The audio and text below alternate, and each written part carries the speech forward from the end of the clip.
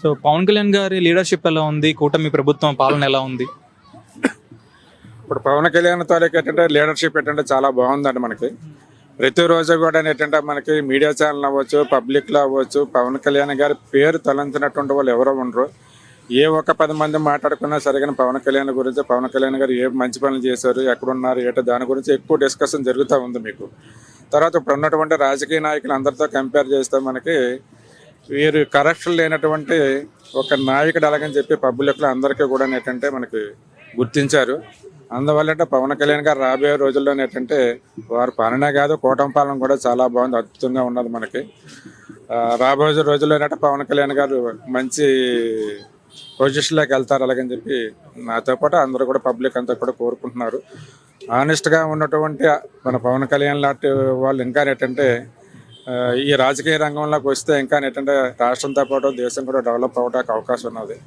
అందువల్ల ఏంటంటే ఎవరన్నా ఇంకా బాగా ఇంట్రెస్ట్ ఉండి ఆనెస్ట్గా ఉన్నటువంటి పర్సన్స్ అందరూ కూడా ఏంటంటే రాజకీయాల్లోకి రావాలని చెప్పి నేను కూడా కోరుకుంటున్నాను.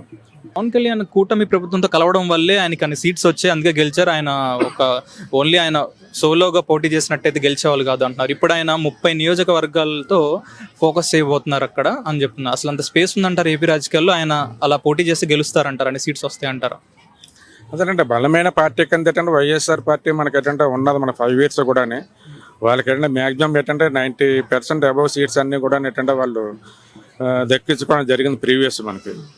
ఇప్పుడు వైఎస్ఆర్ పార్టీలో పెద్ద పార్టీని ఎదిరించాలంటే మనకి అటు తెలుగుదేశం ఒకటే అయితే మనకి ఎదిరించడం చాలా కష్టం మనకి. అది కూడా ఏంటంటే మనకి అధికారంలో లేకుంటే లీడర్స్ అందరూ కూడా ఏంటంటే బాగా డల్ అయిపోయి ఉన్నారు. ఈ లోపల ఏంటంటే పవన్ కళ్యాణ్ గారు యాక్టివ్గా ఈ రోడ్ షోలు ఇవన్నీ కూడా చేసి పబ్లిక్లో మంచి నేమ్ రావడంతో పవన్ కళ్యాణ్ గారు ఎప్పుడైతే కలిసారో ఆటోమేటిక్గా ఏంటంటే మన కూటమి ప్రభుత్వానికి ఏంటంటే మంచి మెజారిటీ కూడా వచ్చింది.